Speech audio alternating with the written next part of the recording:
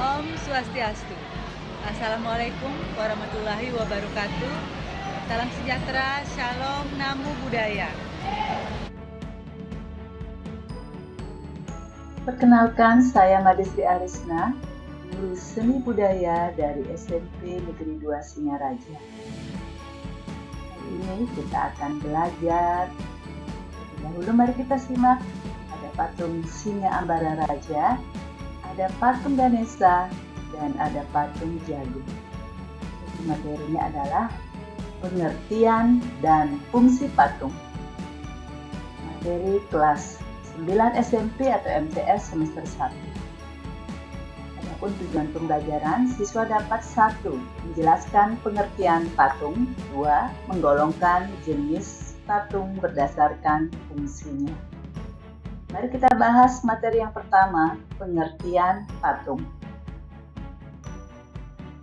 Jadi ada 3 pendapat, yaitu yang pertama dari Mike Susanto, kemudian yang kedua dari Sunarso dan Suroto, dan yang ketiga dari Menurut Kamus Besar Indonesia.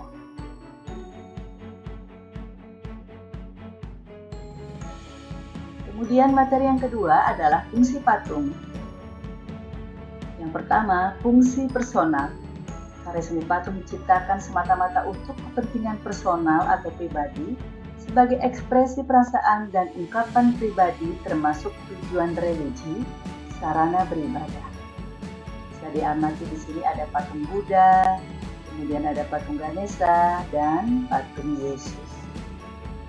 Fungsi yang kedua adalah patung sebagai fungsi sosial.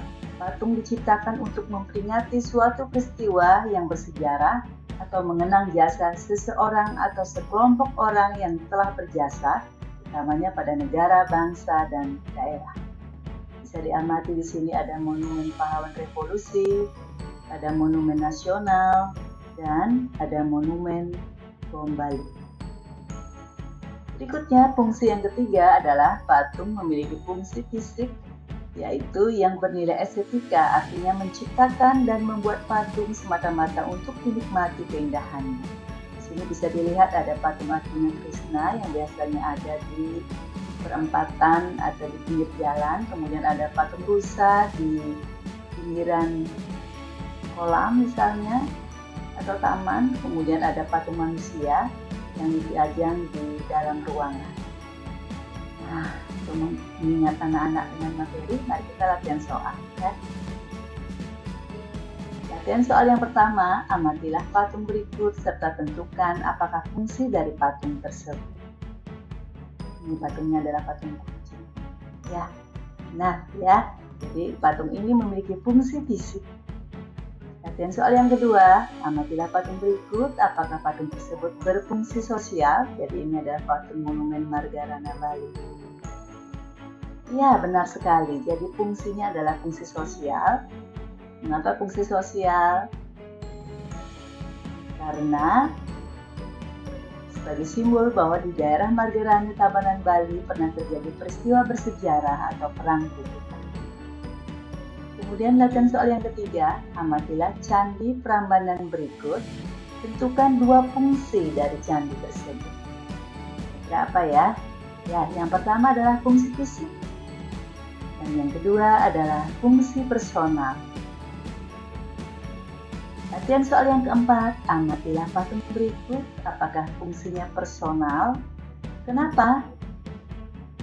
Ini patung manusia yang ada di taman. Ya, ini tidak personal karena memiliki fungsi fisik untuk keindahan taman. Nah, baik anak-anak, jadi kita simpulkan sekarang materinya ya.